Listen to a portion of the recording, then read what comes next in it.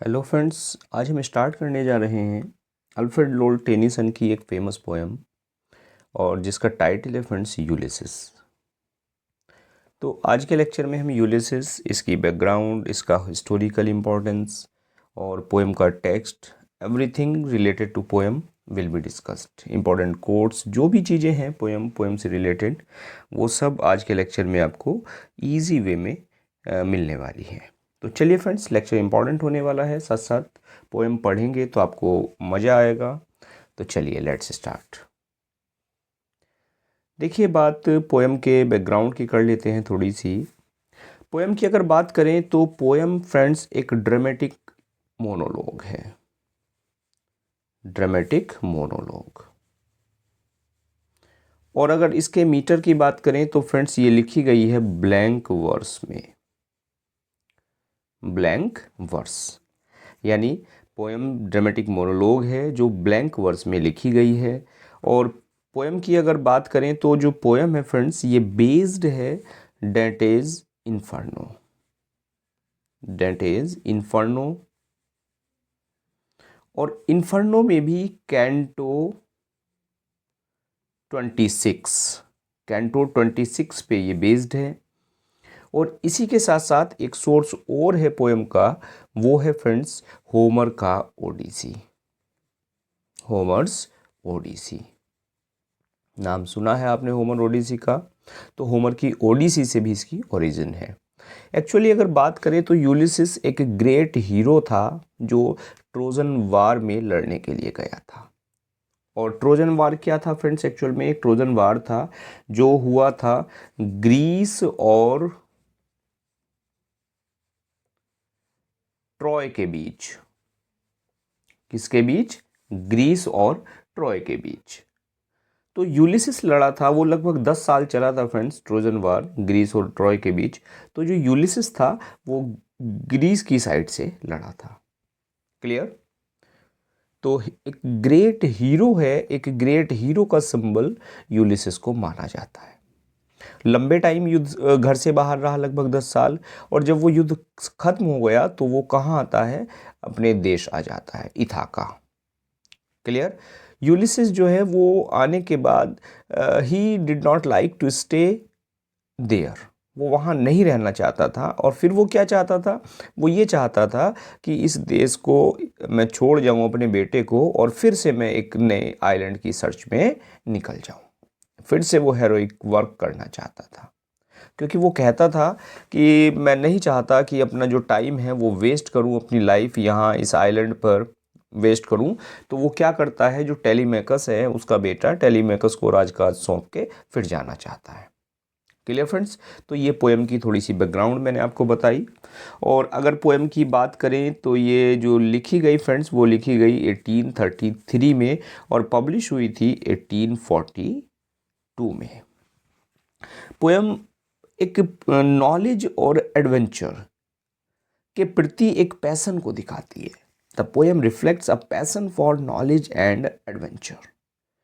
Ulysses है, he does not like to waste time. वो नहीं चाहता मैं टाइम वेस्ट करूं। He does not want to sit idly. वो नहीं चाहता कि मैं आइडल निठल्ला होकर घर पे बैठूं। क्लियर? और यहाँ एक कैरेक्टर और है फ्रेंड्स, उसकी वाइफ है जिसका नाम है पेनेलोप। पेनेलोप से एक ईडियम आया था एग्जाम में एक बार, पीजीटी में, पेनेलोप्स वेब। पेनेलोप्स वेब, जाला, पेनेलोप का जाला। तो मुझे कमेंट करके बता दीजिएगा क्या इस ईडियम का मीनिंग है, और देखते हैं आपको आता है कि नहीं आता। नहीं आता तो फिर बता दीजिएगा, फिर मैं नेक्स्ट लेक्चर में इसका मीनिंग भी बता दूंगा किसी में। तो फ्रेंड्स, अब देखिए, दो पोएम यहाँ ऑथर ने लिखी, टेनिसन ने। एक में तो यूलिसिस में वो बता रहे हैं, क्या बता रहे हैं कि एक thirst, a passion for knowledge and adventure.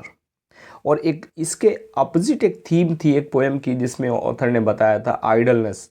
क्या है? आइडलनेस जो है वो इज सुप्रीम। और वो पोएम थी जिसका टाइटल था लोटस ईटर्स, कमल खाने वाले। उसमें बताते हैं आइडलनेस, इनएक्टिविटी को। और यहाँ बताते हैं ऑथर, क्या बताते हैं फ्रेंड्स? एडवेंचर और नॉलेज को। ये दोनों बिल्कुल अपोजिट थीम की पोएम रही हैं। तो यहाँ कुछ कैरेक्टर्स हैं, एक तो यूलिसिस हो गया, उसका बेटा हो गया टेलीमैकस, क्लियर, और एक जगह है इथाका। इथाका जो आइलैंड है वहाँ का ये शासक जो यूलिसिस था अपने बेटे को राजकाज सौंप जाता है टेलीमैकस को। और तीसरा कैरेक्टर है पेनेलोप। तो उसी के इर्द गिर्द ये कहानी है, ये पोयम है। और इसमें कुछ कोट भी बड़ी प्यारी सी आ जाती है जो अक्सर इसमें से पूछी जाती है पोयम में से। पढ़ेंगे आगे कौन सी कोट है और क्या है। क्लियर फ्रेंड्स, चलिए आगे बढ़ जाते हैं। अब पढ़ते हैं हम टेक्स्ट।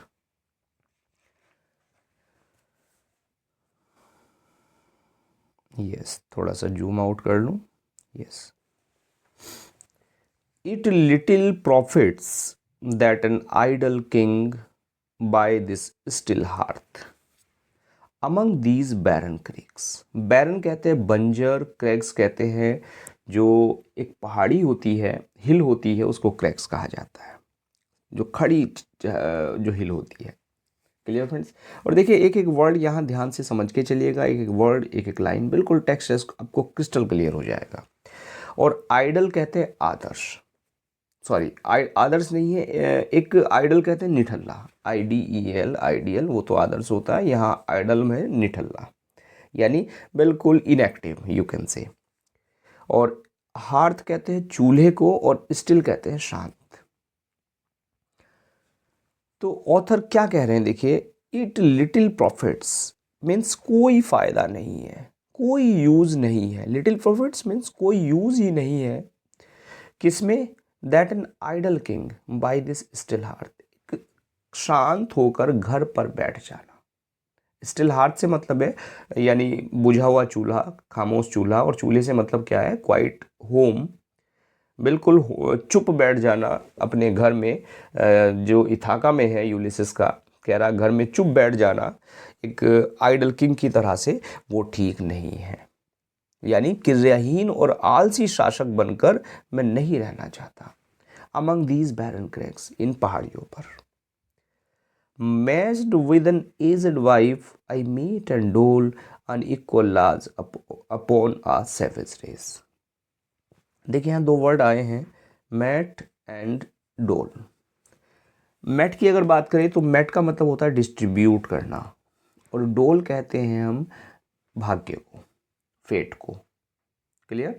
और यहाँ वो यूज़ कर रहा है मैट एंड डोल, यूज़ कर रहा है गिवन आउट के सेंस में, गिव आउट के सेंस में, कि I mete and dole unequal laws upon a savage race. Savage race हो गई जो असभ्य जाति है, और असभ्य जाति मीन्स जो इथाका के लोग हैं उनको ऑथर क्या बता रहे हैं, यूलिसिस क्या बता रहे हैं, वो कह रहे हैं ये सवेज रेस है, मीन्स ये असभ्य, ये जंगली लोग हैं।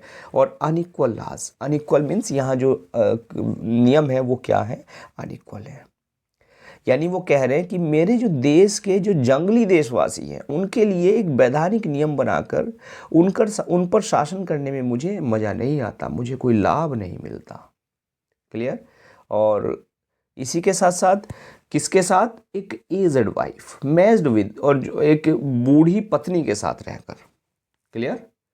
Matched with an aged wife, की बूढ़ी पत्नी के साथ रहकर, और इन जो ये जो असभ्य लोग हैं मेरे देश के रहने वाले, इथाका के रहने वाले जो देश हैं, जो लोग हैं, उनमें रहकर उन पर शासन करना, नियम बनाकर शासन करने में मुझे कोई लाभ नहीं मिलता। Clear friends line. that hold and sleep and feed and know not me।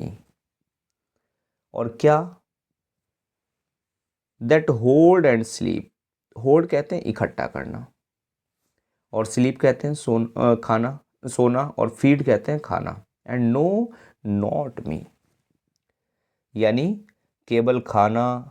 यानी ये मान के चलिए कि जो लोग हैं, मेरे जो देश के लोग हैं, इन्होंने क्या किया, होल्डिंग की, यानी धन जोड़ा, पैसा जोड़ा, सोए और खाना पीना। मीन्स ये मेरे देश के जो लोग हैं इन्होंने क्या काम किया, इन्होंने अपना जो जीवन है वो भौतिक आवश्यकताओं की पूर्ति में व्यतीत कर दिया। इन्होंने पैसा जोड़ा, खाना पीना और सोने में समय व्यतीत किया। Clear. I can not rest from trouble, I will drink life to the lees. ये बड़ी इंपॉर्टेंट लाइन है, अक्सर पूछ ली जाती है। आई can not rest from trouble, कि मैं जो यात्रा है मैं उससे नहीं रुक सकता, यानी मैं अब यात्रा करना चाहता हूँ। Clear friends? कहते हैं कि मैं हमेशा, वो एक्चुअल में यूलिसिस क्या रहे हैं, एक बहादुर सैनिक रहे हैं। और कहते हैं I will drink life to the lees, कि मैं जो लाइफ है उसको पीना चाहता हूँ। किस तरह से पीना चाहता हूँ? देखिए वर्ड आया है एक प्यारा सा, लीज। और लीज किसे कहते हैं फ्रेंड्स? एक्चुअल में जब किसी बैरल में वाइन बनती है, बैरल समझ के, ड्रम में वाइन बनती है, तो उसमें जो सेडिमेंट होता है, जो नीचे गाद बच जाती है, उसको लीज कहते हैं। तो ऑथर कह रहे हैं कि जो वाइन है मैं बिल्कुल तली तक, बिल्कुल तली झाड़, हम कहते हैं ना, बिल्कुल तली झाड़ कर दिया इसको, बिल्कुल तली तक मैं इसको पी लेना चाहता हूँ। यानी जो लाइफ है उसका एवरी मोमेंट, बिल्कुल एक एक पल, एक एक कतरा मैं जीना चाहता हूँ। क्लियर है लाइन? तो मैं आई can not rest from trouble, मैं रुक नहीं सकता, मुझे फिर से यात्रा पर जाना है, मुझे फिर से सफ़र करना है, मैं जीवन को भरपूर जीना चाहता हूँ, इसके अंतिम जो इसका मेरा अंतिम सांस है उस तक मैं जीना चाहता हूँ। क्लियर है line? All times I have enjoyed greatly, have suffered greatly, both with those that loved me and alone on shore, and one they through scudding drifts the rainy Hyades. All times I have enjoyed, मैंने हर समय enjoy किया, सारे समय मैंने enjoy किया, greatly बहुत enjoy किया, बहुत मैंने मज़ा लिया। और have suffered greatly both with that loved me, और उन लोगों के साथ जो मुझे प्रेम करते हैं, यानी अपने मित्रों के साथ, और अकेले, एंड अलोन, और अकेले मैंने एंजॉय किया है। एंड शोर, और on shore, and when through scudding drift the rainy Hyades. और देखिए अब यहाँ कुछ कह रहा है, कुछ डिफिकल्ट वर्ड्स आए। स्कडिंग, जो स्कडिंग होता है, स्कडिंग का मतलब होता है फ्रेंड्स एक हवा का झोंका। जब हवा तेजी से बहती है तो उसको हम कहते हैं स्कड, स्कडिंग ड्रिफ्ट। ड्रिफ्ट हो गया झोंका, हवा का एक झोंका। क्लियर? द रेनी हाइडीज, और रेनी कहते हैं, रेनी हाइडीज से मतलब है, एक्चुअल में क्या होता है फ्रेंड्स, ये जो वर्ड दे रखा है हाइडीज, हाइडीज क्या है? ये एक 7 सितारे होते हैं, स्टार्स होते हैं, उनका एक समूह होता है। क्लियर? और वो जो समूह है, वो समूह जब दिखाई देता है तो ये इस बात का प्रतीक होता है कि समुद्र में तूफान आने वाला है। तो उस सेंस में यहाँ रेनी हाइडीज ऑथर ने यूज़ किया है, यानी एक क्लस्टर ऑफ 7 स्टार्स जो बताता है, जो भविष्यवाणी करता है रेन की। क्लियर? तो कह रहा है, क्या कह रहा है कि मैंने अकेले और मित्रों के साथ मैंने यात्रा की है, और मैं समुद्र में यात्रा करना चाहता हूँ। और बिल्कुल कहाँ तक यात्रा करना चाहता हूँ? जब तक कि मैं ये न स्पष्ट हो जाए, 7 सितारों को देखकर ये स्पष्ट हो जाता था कि समुद्र में तूफान आने वाला है, फिर भी मैंने यात्रा की है। मीन्स मैंने एक बहादुर का जीवन जिया है, तो मैं यहाँ निठल्ला नहीं बैठ सकता, मुझे फिर से यात्रा पर जाना है। Clear friends? कह रहा ना, vexed the dim sea. Vexed कहते हैं troubled, the dim sea, dim sea कहते हैं डार्क सी, यानी अंधकार से भरा हुआ। जो रेनी हाइडीज ने क्या किया है, ट्रबल कर दिया है किसको? डिम सी को, मीन्स अंधकार से भरे हुए समुद्र को। लाइन क्लियर है? तो यहाँ ये कहना चाह रहे हैं, ऊपर की अगर 4 लाइनों की बात करें तो उधर कहना चाह रहे हैं कि मैं अपने जीवन में हमेशा एक बहादुर सैनिक रहा हूँ। जीवन को मैंने पूरा, जीवन का रसास्वाद किया है मैंने पूरे रूप से किया है। और अब मैं जो बची हुई लाइफ है मेरी, उसको एक सुस्त और आइडल आदमी की तरह नहीं समाप्त कर सकता। मैंने अकेले यात्रा की है, मित्रों के साथ समुद्री सफ़र किया है, जहाँ 7 तारों से प्रकट होता था कि तूफान आने वाला है। Clear friends? चलिए, I am become a name, और मैं become a name means I have become popular among the people, means मैं लोगों के बीच प्रिय हो गया हूँ, मेरा जो नाम हो गया है, लोग मुझे जानने लगे हैं, मैं प्रसिद्ध हो गया हूँ।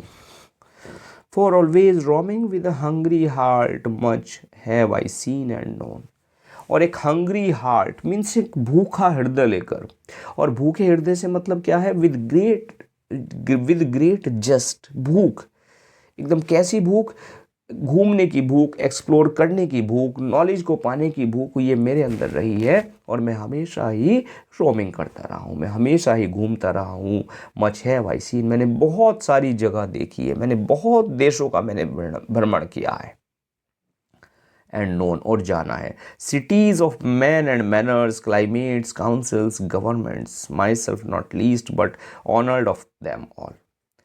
और कह रहा है कि मैंने जाना है, मैंने बहुत सारे देश देखे हैं, उनके मैंने तौर तरीके देखे हैं, उनकी मैंने जलवायु देखी है, उनकी मैंने सरकारें देखी है, उनके मैंने राजकाज, उनकी मैंने सभाएं देखी है। Clear? My self not least but honoured of them all. और मेरा उन्होंने हर जगह, जहाँ जहाँ भी मैं गया, मेरा उन्होंने बहुत अधिक सम्मान किया है, बहुत ज़्यादा उन्होंने मुझे सम्मान दिया है। Clear friends? And drunk delight of battle with my piers. और मैंने बहुत सारे जो हैं वो युद्ध लड़े हैं, मैंने बहुत सारे जो, यानी जो ट्रोजन की लड़ाई की बात कर रहा है कि मैंने ट्रोजन की लड़ाई लड़ी है विद माई पियर्स, अपने साथियों के साथ। For on the ringing plains of windy Troy. और कहाँ लड़ी है? रिंगिंग प्लेन्स, यानी जो ट्रॉय है, ट्रॉय के जो प्लेन्स हैं, वाइंडी प्लेन्स हैं, वहाँ पर मैंने लड़ाई लड़ी है।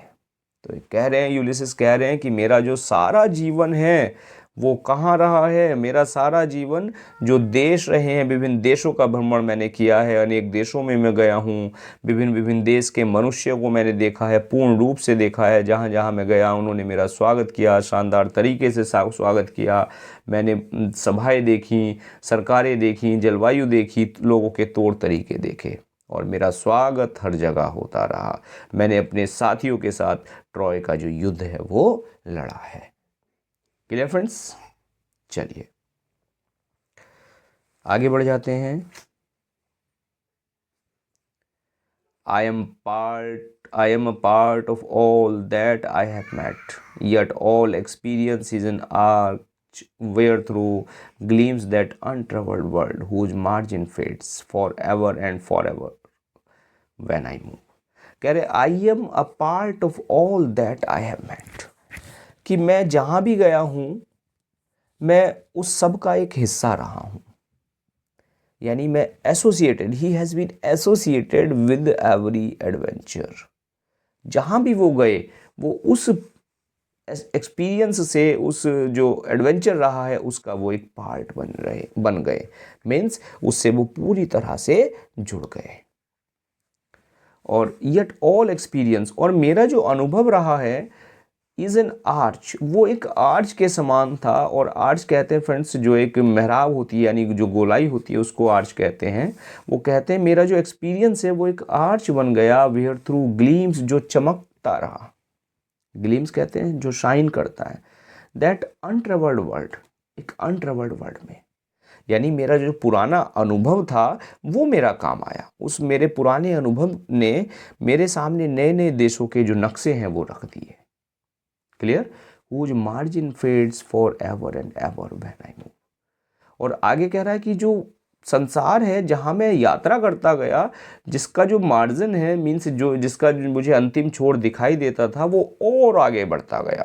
यानी मैं जितनी यात्रा करता गया उससे अधिक और ये जो देश है, ये जो संसार है, ये और वाइड होता गया। और मेरा जो अनुभव है वो एक चमक के समान था, जिससे मुझे बहुत सारी चीज़ें सीखने को मिली। Clear friends? How dull it is to pursue, to make an end, to rust unburnished, not to shine in use. और कह रहे हैं हाउ डल, कितना यूजलेस है, it is to pause, pause कहते हैं फ्रेंड्स स्टॉप, कि कितना जो रुकना है, वो जो अब खामोश होना है, अब जो शांति है वो क्या है, वो कितनी डल है, कितनी नीरस है। टू मेक एन एंड, एक अंत कर देना, जीवन को समाप्त कर देना। टू रस्ट अनबर्निश्ड, रस्ट कहते हैं फ्रेंड्स जंक लग जाना, और अनबर्निश्ड कहते हैं विदाउट शाइनिंग। कि विदाउट बिना चमके हुए जंक लग जाना, not to shine in use, और not to shine in use means not to show courage in useful activities, कि जब चमकने का नंबर आता है, जो करेजफुल एक्टिविटी है, यूजफुल एक्टिविटीज़ है, उनमें साहस दिखाना है, उनमें साहस ना दिखाया जाए। यानी वो कह रहे हैं कि जो, और आगे एक मिनट एक लाइन और देखें, as through to breathe world life, कि केवल जो सांस लेना है वो ही जीवन नहीं है।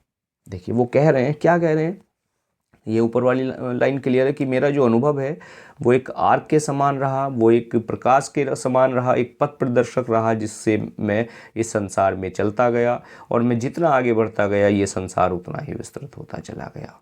हाउ डल, अब जीवन को रोक देना, अब शांत हो जाना। और कैसे शांत हो जाना, एक बिल्कुल जैसे रस्टेड कोई मेटल होता है, जैसे कोई डल चीज़ हो जाती है, रस्टेड हो जाती है, जंक लगी हो जाती है बिना चमके हुए, तो वो हो जाना जीवन को समाप्त कर देना है। यानी वो कह रहा है कि मैं अब भी नए देशों की यात्रा करना चाहता हूँ मनुष्य को, यानी कभी जीवन में आलस नहीं करना चाहिए, ही शुड नेवर पॉज, उसको कभी नहीं रुकना चाहिए, और कुछ ना कुछ काम करके अपने अस्तित्व को कायम रख लेना चाहिए, क्योंकि केवल सांस लेने से ही जीवन नहीं चल सकता जब तक कि हम अपने आप को किसी काम में व्यस्त न कर लें। बात क्लियर फ्रेंड्स, लाइन क्लियर है? यानी वो कह रहे हैं कि मैंने जीवन में बहुत सारी यात्राएं की हैं, फिर भी वो संतुष्ट नहीं है, यानी वो और आगे यात्रा करना चाहते हैं। कौन? यूलिसेस। Clear friends? चलिए आगे बढ़ जाते हैं। लाइफ पाइल्ड ऑन लाइफ, कि लाइफ पाइल्ड ऑन, पाइल का मतलब कहते हैं फ्रेंड्स ढेर, were all too little and of one to me little remains, कि जो जीवन है, लाइफ पाइल्ड ऑन लाइफ, कि one life another after another, एक के बाद दूसरा जीवन, एक जीवन के बाद दूसरा जीवन, यानी वो कह रहे हैं कि एक के बाद जो अनेक जीवन हैं, अनेक जन्म हैं, वो भी लिटिल रिमेन्स, वो भी थोड़े पड़ जाएंगे। संसार की यात्रा अगर करनी पड़े तो जो एक के बाद दूसरा जीवन है वो भी थोड़ा पड़ जाएगा। Clear friends? Life piled on life were too little and of one to me little remains, मेरे लिए थोड़ा पड़ जाएगा। जो जीवन एक के बाद दूसरा जीवन मुझे मिले तो वो भी संसार की यात्रा करने के लिए थोड़ा पड़ जाएगा। और सही कह रहे हैं भाई, संसार इतना बड़ा है, लाइफ तो छोटी ही है। But every hour is saved from that eternal silence. Eternal silence, eternal कहते हैं शाश्वत, और silence कहते हैं शांति, शाश्वत शांति, यानी eternal silence यहाँ यूज़ किया है होता डेथ के लिए। Every hour is saved, और जो प्रत्येक घंटा है, प्रत्येक पल है, वो मुझे इस डेथ से सेव करना है, इस मृत्यु से मुझे छीन लेना है। यानी मरने से पहले जो भी मुझे समय मिला है, मैं उस समय को क्या करना चाहता हूँ, मैं उसे घूमने में व्यतीत करना चाहता हूँ, क्योंकि जो समुचित ज्ञान प्राप्त करना है, इतना विशाल ये विस्तृत है ज्ञान, और जो ये संसार है इतना विस्तृत है कि इसके लिए जीवन भी थोड़ा पड़ जाता है। ये एक जन्म है वो बहुत थोड़ा है। बात क्लियर फ्रेंड्स? आगे कहते हैं, from that eternal silence, something more, a bringer of new things, and while it were for some 3 suns to store and hold myself and this grey spirit yearning in desire to follow knowledge like a sinking star beyond the utmost bound of human thoughts। फिर ये 2 line आ गई हैं friends, बड़ी popular coat हैं जो अक्सर पूछी जाती है। देखिए कह रहे हैं समथिंग मोर, कि मैं कुछ और करना चाहता हूँ, अ ब्रिंगर ऑफ न्यू थिंग्स, नई चीज़ों को मैं एक्सप्लोर करना चाहता हूँ, नई जगह घूमना चाहता हूँ, नया ज्ञान पाना चाहता हूँ। And vile it were for some 3 years to store it, vile, और वाइल कहते हैं वेस्ट, और ये वेस्ट रहा है, कह रहे ये जो है ये वेस्ट रहा है to for some 3 years, 3 sons, 3 sons से मतलब हो गया 3 years, कि 3 साल तक ठहरे रहना। क्या? 3 साल तक ठहरे रहना, 3 साल का जो समय है जो मैंने यहाँ बैठे हुए बिताया है। To store and hold myself, किस काम को करने के लिए? स्टोर करने के लिए, अपने आप को रोके रखने के लिए। यानी जब मैं मृत्यु के निकट पहुंचने वाला हूं, अब ये लगभग 3 साल का जो समय है, मैंने अपने देशवासियों के बीच में रहकर उन्हीं के समान होल्ड करने में, यानी धन को कमाने में, मैंने धन संग्रह करने में मैंने बिताया है। तो ये समय नष्ट करना ठीक नहीं था। Clear? And this grey spirit, और ये जो मेरी ग्रे स्पिरिट है, ग्रे स्पिरिट मेरी जो ओल्ड स्पिरिट है, मेरी जो ओल्ड एज है, यार्निंग इन डिज़ायर, ये फिर से इसकी इच्छा है। यार्निंग डिज़ायर मीन्स डिज़ायर कर रही है, ये डिज़ायर है इसकी। टू फॉलो नॉलेज, कि ज्ञान को प्राप्त करना। लाइक ए सिंकिंग स्टार, एक डूबते हुए तारे के समान, यानी एक डूबते हुए तारे के समान मैं ज्ञान को प्राप्त करना चाहता हूँ, beyond the utmost bound of human thought. और जो पहली लाइन तो क्लियर है फ्रेंड्स, दूसरी लाइन समझे। बियॉन्ड द अटमोस्ट बाउंड, यानी जो अटमोस्ट बिल्कुल जो परे, अटमोस्ट कहते हैं परे, बाउंड कहते हैं बंधन, और किसका? ह्यूमन थॉट, यानी जो मानव का बंधन है। Means I want to achieve knowledge which is as far as the thought of man can stretch, यानी जितना कि एक आदमी का, एक मनुष्य का जितना विस्तार है, जितना मनुष्य की एक थॉट है, उस थॉट से जो परे नॉलेज है, उस नॉलेज को मैं प्राप्त करना चाहता हूँ, एक डूबते हुए तारे के समान। Clear line? कि मैंने 3 साल का जो समय यहाँ बिता दिया है अपने देशवासियों की तरह होल्ड करने में, पैसा कमाने में, और इन्जॉय किया मैंने यहाँ, तो मैं अब वेस्ट नहीं करना चाहता, क्योंकि अब जीवन थोड़ा सा बचा हुआ है, प्रत्येक जो क्षण बचा है उसको मैं एंजॉय करना चाहता हूँ मृत्यु से पहले। क्लियर? यानी मैं और घूमना चाहता हूँ, मैं और अपने जो मेरा ज्ञान भंडार है उसमें वृद्धि करना चाहता हूँ। Clear friends? तो चलिए आगे बढ़ जाते हैं। This is my son mine own Telemachus, अब यहाँ अपने बेटे का नाम लेते हैं कि ये मेरा बेटा, और माई ऑन टेलीमैकस, मेरा अपना टेलीमैकस है। क्लियर? यानी वो अपने बेटे की तरफ इशारा कर रहे हैं कि एक बेटा है उनके पास जिसका नाम है Telemachus. To whom I leave the sceptre, sceptre कहते हैं राजदंड, यानी एक power, the rod of power and administration, जो एक किंग के पास होता है उसको सेप्टर कहा जाता है। राजा की जो शक्ति होती है उसको सेप्टर कहा जाता है। और जो राज शक्ति है इसको मैं किसको देना चाहता हूँ? टू हुम आई लीव, मैं इसको छोड़ देना चाहता हूँ। मीन्स मैं अपने राज्य का जो भार है अपने बेटे पर छोड़ देना चाहता हूँ। एंड द आइल, आइल कहते हैं यहाँ आइलैंड के लिए यूज़ किया है जिसका नाम है इथाका, यानी इथाका जो मेरा राज्य है उस राज्य को मैं अपने बेटे टेलीमैकस पर छोड़ देना चाहता हूँ, और छोड़ के मैं चले जाना चाहता हूँ। वेल लव्ड ऑफ मी, मेरा प्रिय बेटा।